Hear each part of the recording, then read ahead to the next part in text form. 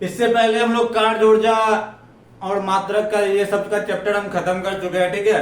अब जो हम अगला चैप्टर है गुरुत्वाकर्षण का चैप्टर, अब हम गुरुत्वाकर्षण का चैप्टर स्टार्ट करते हैं, ठीक है। तो गुरुत्वाकर्षण कहते किसको है? तो किसी भी दो पिंड के बीच में द्रव्यमान के कारण अपने आप में एक खिंचाव बल लगता है, ठीक है। जब दो वस्तु एक आमने सामने रखा है तो उसके द्रव्यमान के कारण एक दूसरे के बीच में एक खिंचाव बल उत्पन्न होता है। उसी खिंचाव बल को हम गुरुत्वाकर्षण बल कहते हैं, ठीक है। तो वो ब्रह्मांड में जितना भी वस्तु प्रेजेंट है, ब्रह्मांड में जितना भी वस्तु प्रेजेंट है, हर वस्तु दो वस्तु के बीच अपने अंदर खिंचाव बल उत्पन्न होता है, ठीक है। तो उसी खिंचाव बल को हम गुरुत्वाकर्षण बल कहते हैं, ठीक है। तो उसी का परिभाषा है गुरुत्वाकर्षण को इंग्लिश में हम ग्रेविटेशन कहते हैं। तो गुरुत्वाकर्षण एक क्षीण मौलिक बल है और ये इसका मान बहुत ही कम होता है, जिसका कि हम महसूस नहीं कर सकते हैं, ठीक है। जितना भी चीज प्रेजेंट है सब पे एक दूसरे पर गुरुत्वाकर्षण का बल लगा रहा है अपने मास के अकॉर्डिंग, लेकिन वो इतना कम होता है कि वो दूसरे हर किसी को वो महसूस नहीं हो पाता है। इसलिए कहता है गुरुत्वाकर्षण एक क्षीण मौलिक बल है। क्षीण मतलब बहुत ही छोटा होता है। यह जो किसी भी दो वस्तु के बीच उसके द्रव्यमान के कारण लगता है, कि जो किसी भी दो वस्तु के बीच उसके द्रव्यमान के कारण लगता है, उसको हम क्या कहते हैं? गुरुत्वाकर्षण बल कहते हैं। न्यूटन के गुरुत्वाकर्षण के नियम, ठीक है। अब न्यूटन का क्या है, बोले हमारे भी नाम तो गति में नियम दे दिए हैं, गुरुत्वाकर्षण में भी देंगे, ठीक है। तो न्यूटन चाचा इसमें भी अपना नियम दिए हैं। तो क्या बोल रहे थे? ब्रह्मांड के प्रत्येक कण एक दूसरे कण को अपनी ओर आकर्षित करता है। न्यूटन बोल रहे जो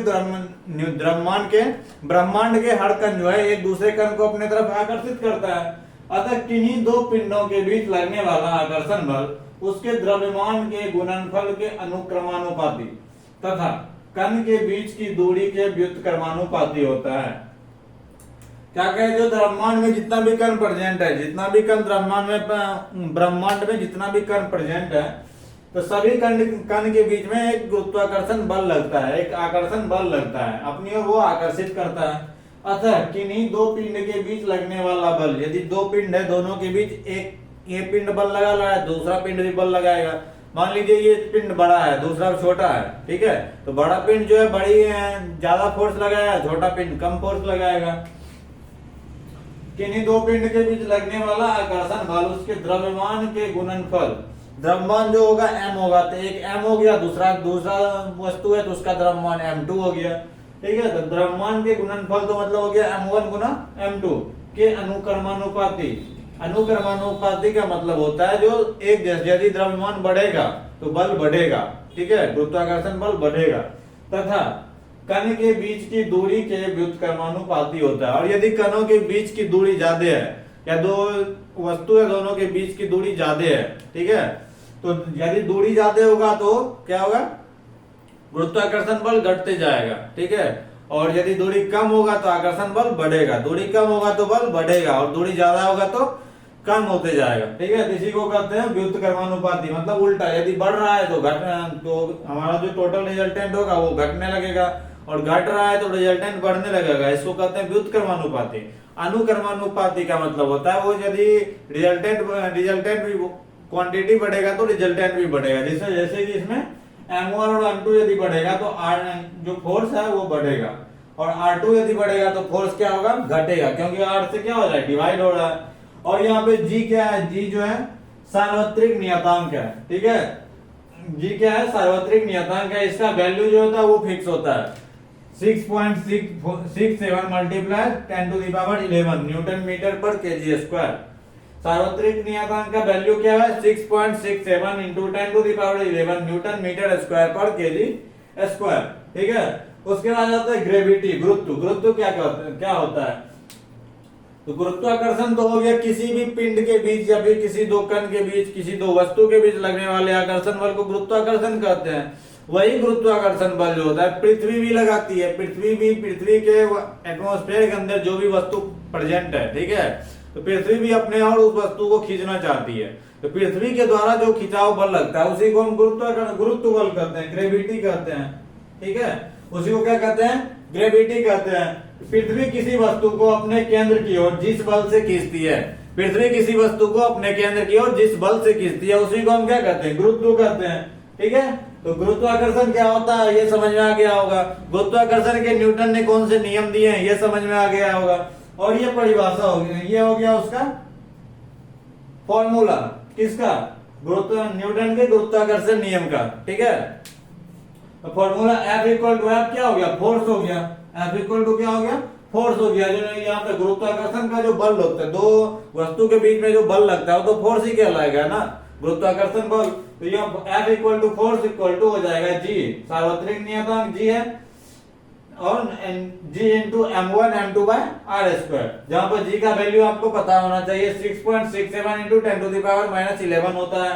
और ये गुरुत्व का डिफिनेशन तो समझ में आ गया होगा। इसके बाद जो होता है गुरुत्व केंद्र क्या होता है उसके बारे में देखते हैं, ठीक है।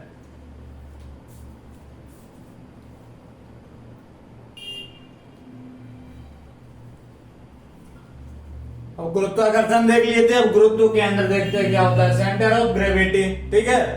वह निश्चित बिंदु जिससे अगर किसी पिंड का कुल आकर्षण बल का परिणामी बल लगता है, ठीक है, उसको हम गुरुत्व केंद्र कहते हैं। जैसे कोई भी वस्तु है जिस पे गुरुत्वाकर्षण का कुल बल तो लग रहा होगा नीचे से अर्थ के द्वारा, तो इसका कोई ना कोई एक सेंटर तो बनता होगा ना इस पे, जो कुल गुरुत्वाकर्षण बल जो लग रहा है यहाँ से यहाँ से यहाँ से, तो इसका कोई एक सेंटर बन रहा होगा जहाँ पे सारा बल एक सेंटर पे मैच करता होगा। उसी सेंटर को हम गुरुत्व केंद्र कहते हैं। जैसे कि एग्जांपल में देख लीजिए,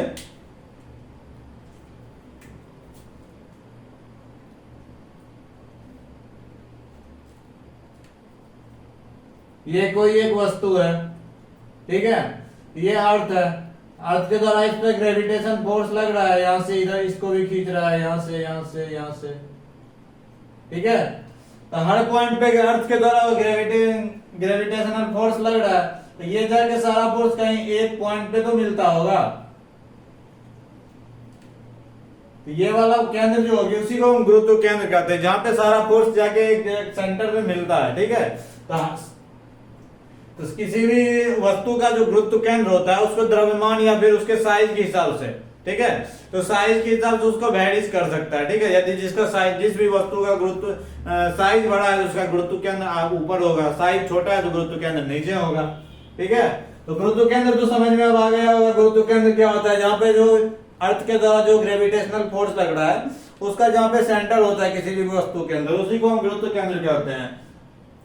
अब गुरुत्व त्वरण, जब किसी वस्तु को अर्थ अपने तरफ नीचे तरफ खींचता है, ठीक है, जब किसी वस्तु को ऊपर से नीचे की ओर खींचता है जिसमें क्या लगता है, गुरुत्व बल लग रहा होता है, ठीक है। तो गुरुत्व बल जब लग रहा होता है तो किस स्पीड से वो नीचे आ रहा है, जितना ऊपर होगा नीचे आते आते उसका स्पीड धीरे धीरे बढ़ते जाता है। जिस स्पीड से वो बढ़ रहा है उसी को हम गुरुत्व त्वरण कहते हैं। तो जब हम अर्थ के द्वारा कोई भी फोर्स इस पे अप्लाई होता है, अर्थ के द्वारा जब फोर्स इस पे अप्लाई होगा तो ऊपर से जब ये नीचे गिरेगा तो इसका स्पीड कुछ ना कुछ बढ़ते रहता है। तो पर सेकेंड वो क्या स्पीड बढ़ा रहा है, पर सेकेंड उसका स्पीड कितना बढ़ रहा है, उसी को हम गुरुत्व त्वरण कहते हैं। वही डिफिनेशन है कि पृथ्वी का आकर्षण बल के कारण किसी पिंड के वेग में प्रति सेकेंड जो वृद्धि होती है, कि पिंड के वेग में प्रति सेकेंड जो वृद्धि होती है उसी को हम क्या कहते हैं, गुरुत्व त्वरण कहते हैं, ठीक।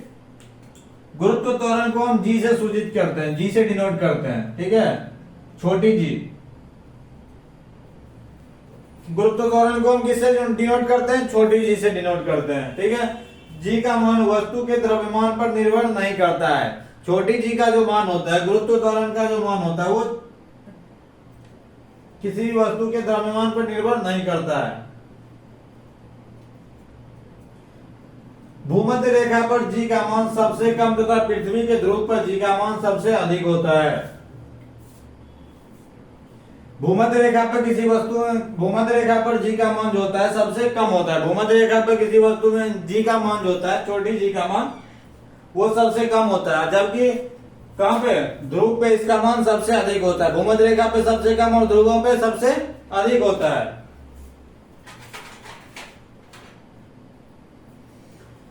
ये गुरुत्व त्वरण समझ में आ गया होगा, किसको कहते हैं, पृथ्वी के द्वारा जब किसी चीज को हम खींचते हैं तो उस पर क्या बल लग रहा है, कितना कितना स्पीड में उसका पर सेकंड क्या चेंजिंग आ रहा है, उस पे जो नीचे से ऊपर से नीचे आ रहा है पर सेकंड क्या स्पीड से चेंज कर रहा है, उसी को हम गुरुत्व त्वरण कहते हैं। तो त्वरण का तो वैसे भी परिभाषा ही होता है जो पर सेकंड में क्या चेंज होता है, ठीक है, उसी को हम त्वरण कहते हैं। जी का मान वस्तु के द्रव्यमान पे निर्भर नहीं करता है। भूमध्य रेखा पर जी का मान सबसे अधिक, भूमध्य रेखा पर जी का मान सबसे कम होता है। भूमध्य रेखा पर अधिक नहीं होता, सबसे कम होता है। भूमध्य रेखा पे सबसे कम होता है और पृथ्वी के केंद्र पे ध्रुवों पे जी का मान सबसे अधिक होता है, ध्रुव पे जी का मान सबसे अधिक होता है। और चंद्रमा पे जी का मान, चंद्रमा पे जी का मान जो होता है पृथ्वी के जी के मान के 1/6 होता है। चंद्रमा पे जो जी का मान होता है, गुरुत्व त्वरण का जो मान होता है चंद्रमा पे, वो कितना होता है, पृथ्वी पर जो गुरुत्व त्वरण का मान है उसका 1/6 होता है। ठीक है, इसको आप लिख लीजिए ऊपर में।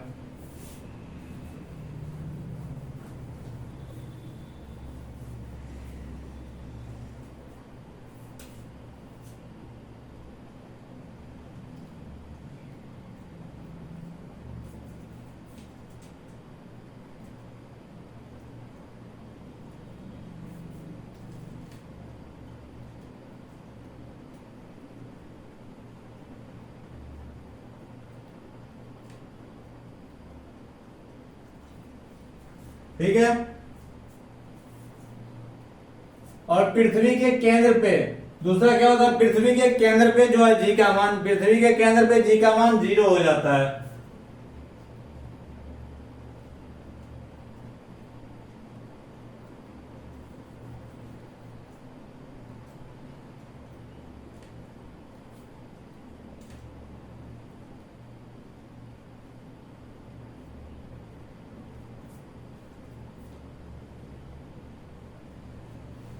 पृथ्वी का केंद्र पे जी का मान 0 हो जाता है। जैसे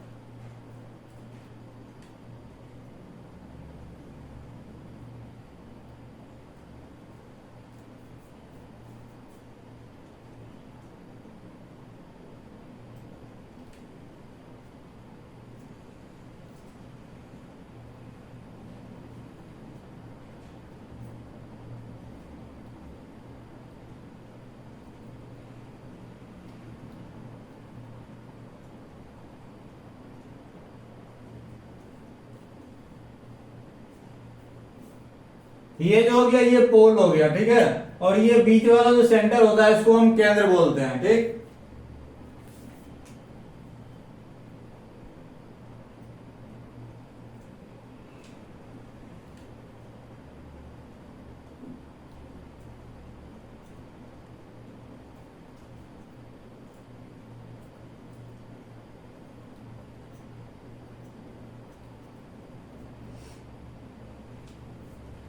ये हो गया सेंटर, ये हो गया केंद्र, ये हो गया ध्रुव नॉर्थ पोल, और ये हो गया साउथ पोल एक ध्रुव। ठीक है, तो ध्रुव और सेंटर में कोई कंफ्यूजन नहीं रखिएगा। ठीक है, तो ध्रुव पे क्या होता है, जी का मान ज्यादा हो जाता है। ठीक है, और सेंटर पे जो होता है केंद्र पे जी का मान 0 हो जाता है। केंद्र से जो जो हम ऊपर जाएंगे, केंद्र से ऊपर या फिर नीचे जाने पर क्या होता है, जी का मान वो बढ़ते जाता है। केंद्र से ऊपर या नीचे जाने पे जी का मान बढ़ते जाता है, लेकिन केंद्र पे जी का मान क्या हो जाता है, 0 हो जाता है। केंद्र पे जी का मान सेंटर में क्या होता है, 0, जी इक्वल टू 0 होता है। कहां पे, सेंटर पे जी इक्वल टू 0 होता है। ध्रुव पे क्या हो जाता है,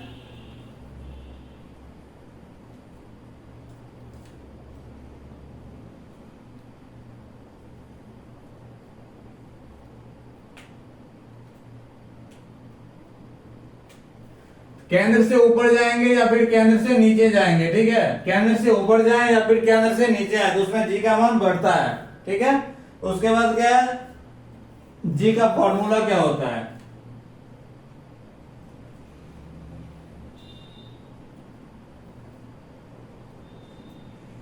ये आर जो हो गया ये डिस्टेंस हो जाता है। ठीक, ये आर क्या हो जाता है, वहां का डिस्टेंस हो जाता है।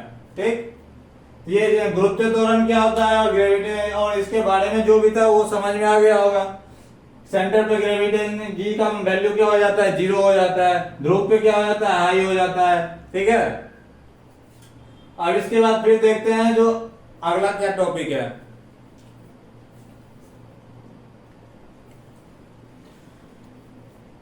गुरुत्व त्वरण तक तो देख लेते। गुरुत्व त्वरण का बहुत बड़ा रोल होता है आपके भार को मापने में, ठीक है। ठीक है, तो यदि जैसे मान लीजिए आप 1 केजी रुई उठाए हैं और 1 केजी लोहे का कोई सामान उठाए हैं, तो रुई आपको लोहे के बनस्पत हल्का महसूस होता होगा, ठीक है। यहाँ पे ग्रेविटी का बहुत बड़ा रोल होता है, ठीक है। तो वहीं पे 1 केजी मास का ही वस्तु है लोहा है, और 1 केजी मास ही है किसका, रुई का भी, लेकिन दोनों के भार में डिफरेंस महसूस होता है हमको, ठीक। तो कहता है जो भार जो होता है किसी वस्तु के द्वारा गुरुत्व त्वरण, उस पर कितना गुरुत्व त्वरण लग रहा है, ठीक है। तो किसी वस्तु पर जो गुरुत्व त्वरण लगता है, तो उस वस्तु पर कितना कितना गुरुत्व त्वरण लग रहा है, कितना फोर्स से, उस पर निर्भर करता है वस्तु का भार। और अलग अलग जगह पे एक ही वस्तु का भार अलग अलग जगह जाने पे उसका भार चेंज हो जाता है, ठीक। किसी वस्तु का भार मान लीजिए एक जगह पे 10 न्यूटन है, तो वही वस्तु का भार यदि सेंटर पे, अर्थ के सेंटर पे ले जाएंगे तो वहां पर 0 हो जाएगा, ठीक है। पोल पे ले जाएंगे तो वहां हाईएस्ट आ जाएगा, ठीक। तो उससे उसी तरह जो होता है वस्तु का भार के लिए फॉर्मूला होता है M×G। तो वस्तु का जो भार होता है उसका कुल मास कितना है, उसको ग्रेविटी से हम मल्टीप्लाई कर देते हैं, जितना उस पर ग्रेविटेशनल फोर्स अप्लाई हो रहा है। तो मान लीजिए ये एक वस्तु है, इस पे कितना ग्रेविटेशनल फोर्स से अर्थ इसको अपने तरफ खींच रहा है, वो उसका ग्रेविटेशनल फोर्स G हो जाएगा, ठीक। और ये मास हो गया M, मतलब ये इसका एक्चुअल वेट कितना है, तराजू पे हम इसको तौलेंगे तो एक्चुअल वेट कितना है वो उसका मास हो गया, और कितना फोर्स से इसको अर्थ अपने तरफ खींच रहा है वो हो जाएगा G। तो मास मल्टीप्लाई हम G करेंगे तो वो उसका भार निकल जाएगा, ठीक। तो मास जो होता है किसी वस्तु का द्रव्यमान हमेशा नियत रहता है, द्रव्यमान को मास भी कहते हैं। किसी वस्तु का द्रव्यमान हमेशा नियत रहता है, वो एक जगह यदि 1 केजी है, दूसरे जगह भी 1 केजी रहेगा, तीसरे जगह भी हम ले जाएंगे तो या पृथ्वी के किसी भी एक कोने में ले जाए या दूसरे कोने में, तो वहां पर भी उसका द्रव्यमान उतना ही रहेगा। लेकिन भार जो है पृथ्वी के एक पॉइंट से दूसरे पॉइंट तक ले जाने में भार में बदलाव हो सकता है, ठीक। वस्तु का द्रव्यमान उसके अंदर मौजूद पदार्थ की मात्रा होती है। किसी वस्तु का द्रव्यमान जो होता है उसके अंदर टोटल कितना पदार्थ की कितनी मात्रा मौजूद है वो उसका द्रव्यमान कहलाता है, ठीक। भार क्या होता है, वस्तु का भार उस पर लगने वाला गुरुत्व बल होता है, वस्तु का भार उस पर लगने वाला गुरुत्व बल होता है। अभी ये बताया कि जिस पर ग्रेविटेशनल फोर्स जो अप्लाई होता है उसी में उसका मल्टीप्लाई होता है किससे, मास से। G×M करते हैं तो हमको भार मिलता है। द्रव्यमान एक अदिश राशि है, इसमें जो है दिशा का कोई निश्चित नहीं होता कि इसी दिशा में मेजरमेंट करना होगा, यह एक अदिश राशि है। लेकिन भार एक सदिश राशि है, क्या है कि भार जो होता है उसमें ग्रेविटेशनल फोर्स नीचे की ओर काम कर रहा होता है, इसमें दिशा नीचे की ओर फिक्स होती है। देखिए भार क्या हो जाएगा, भार एक सदिश राशि है, ठीक है। भार एक सदिश राशि है, जबकि द्रव्यमान एक अदिश राशि है। द्रव्यमान को हम साधारण तुला से तौलते हैं या फिर मापते हैं। साधारण तुला क्या होता है, इस टाइप का जो होता है जिसमें हम दो तरफ से डंडी लगा होता है और उसको हम सामान दे के मापते हैं। और जो भार जो मापते हैं उसको कमानीदार तुला बोलते हैं। कमानीदार तुला या फिर स्प्रिंग वाला जो तुला देखते होंगे, तराजू देखते होंगे, उसमें स्प्रिंग लगा होता है और नीचे में हम एक हुक लगा होता है, उसमें हम कोई भी सामान को लटकाते हैं तो वहां पे हमारा भार मेजरमेंट होता है, तो उसको हम भार बोलते हैं। भार को मापने के लिए हम कमानीदार तुला का यूज करते हैं, जबकि द्रव्यमान को मापने के लिए हम साधारण तुला का यूज करते हैं, ठीक। द्रव्यमान मापने के लिए हम किसका यूज करते हैं, साधारण तुला का यूज करते हैं, लेकिन भार मापने के लिए हम किसका यूज करते हैं, कमानीदार तुला का यूज करते हैं। अब देखते हैं लिफ्ट क्या होता है। लिफ्ट में जब आदमी लिफ्ट में जाता है, लिफ्ट यदि एक समान चाल से ऊपर जा रहा होता है तो वहां पे आपको भार में कोई भी अंतर महसूस नहीं होता होगा, ठीक है। लिफ्ट यदि असमान चाल से ऊपर या फिर नीचे जा रहा होता है तो वहां पे भार में अंतर महसूस होता है, ठीक है। लिफ्ट का पूरा इसको मिटाते हैं फिर लिफ्ट के बारे में पूरा लिखते हैं।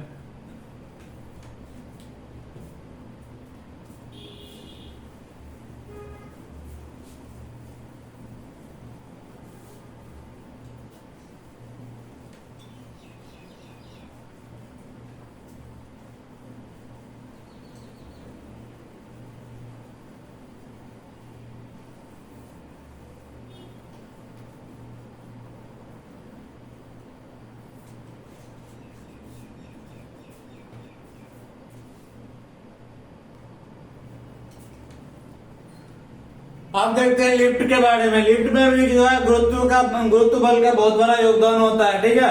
तो लिफ्ट के अंदर यदि त्वरण के साथ ये ऊपर की ओर जा रहा है, त्वरण के साथ, किसके साथ, त्वरण के साथ, समान वेग से जा रहा है तो उसमें कोई परिवर्तन आपको महसूस नहीं होगा आपके भार में। त्वरण के साथ यदि ऊपर की ओर जा रहा होता है तो वस्तु का भार बढ़ा हुआ महसूस होता है। त्वरण के साथ यदि ऊपर की ओर जा रहा है तो क्या हो जाएगा, ए में बढ़ोतरी होगी, एक्सीलरेशन बढ़ेगा, ठीक है, ए में बढ़ोतरी होगी, एक्सीलरेशन बढ़ेगा तो हमारा भार क्या हो जाएगा, बढ़ा हुआ महसूस होगा, ठीक है। लिफ्ट यदि त्वरण के साथ नीचे आ रहा होता है, ए क्या होगा, घट त्वरण के साथ नीचे आ रहा होता है, ए माइनस हो गया, यहाँ पे ए प्लस में रहेगा, तो त्वरण के साथ यदि वो नीचे आ रहा होता है तो हमारा भार जो है वो घटा हुआ महसूस होता है, हमारा भार घटा हुआ महसूस होता है। लिफ्ट यदि समान गति से जाए और भार में कोई भी परिवर्तन नहीं होता है। लिफ्ट यदि समान गति से ऊपर जा रहा है या समान गति से नीचे आ रहा हो तो उसमें हमारे भार में उसको हमको कोई भी डिफरेंस महसूस नहीं होता है, ठीक है। यदि लिफ्ट की डोरी टूट जाए तो अंदर के व्यक्ति को अपना भार शून्य प्रतीत होगा। यदि लिफ्ट में अचानक से उसकी डोरी ऊपर से टूट जाती है, ठीक है, तो वो एक स्वतंत्र पिंड के रूप में वो ऊपर से नीचे गिरेगा। तो इस स्थिति में आदमी को अपना भार जो है शून्य महसूस होता है। यदि नीचे गिरते समय लिफ्ट का त्वरण गुरुत्वीय त्वरण से अधिक हो जाए, मान लीजिए ऊपर में लिफ्ट लगा, लिफ्ट का रस्सी टूट गया, ठीक है, लिफ्ट ये है और इसकी रस्सी यहाँ से टूट जाती है और गिरते समय लिफ्ट का जो त्वरण है वो गुरुत्वीय त्वरण से ज्यादा है। लिफ्ट का त्वरण यदि गुरुत्वीय त्वरण से ज्यादा है तो अंदर का आदमी जो है लिफ्ट की छत से जा टकराएगा, ठीक है। अंदर का आदमी जो होता है वो अंदर का आदमी कहाँ जा टकराएगा, लिफ्ट की छत से जा टकराएगा। वही है, यदि नीचे गिरते समय लिफ्ट का त्वरण गुरुत्वीय त्वरण से अधिक है तो व्यक्ति लिफ्ट की छत से जा टकराएगा, ठीक है। तो ये लिफ्ट के बारे में समझ में आ गया। टोटल कितना पॉइंट है, 5 पॉइंट है। लिफ्ट के बारे में टोटल 5 पॉइंट है। इसी 5 पॉइंट से आपको क्वेश्चन मिलता है अक्सर, ठीक है। तो ये सब बीबीआई पॉइंट के अंदर आ जाएगा।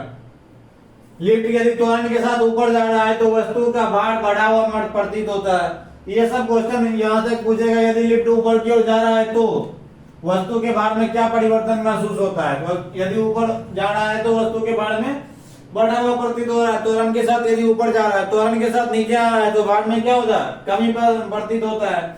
यदि समान गति से जाए ऊपर या समान गति से नीचे आता हो, समान गति से ऊपर या समान गति से नीचे जा रहा हो तो भार में कोई भी परिवर्तन नहीं होता है। यदि लिफ्ट का डोरी टूट जाए तो अंदर का व्यक्ति अपना भार शून्य प्रतीत होता है, अंदर के व्यक्ति को अपना भार शून्य प्रतीत हो जाता है, ठीक है।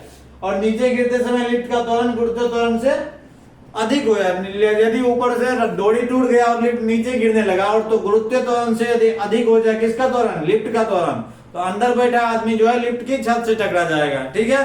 तो यहाँ तक में ये जो है गुरुत्वाकर्षण वाला जो भी चैप्टर था वो हमारा फिनिश हो गया है, ठीक है। अब सौर मंडल वाला चैप्टर अगला जो वीडियो होगा उसमें आपको सौर मंडल वाला चैप्टर स्टार्ट करेंगे, ठीक है।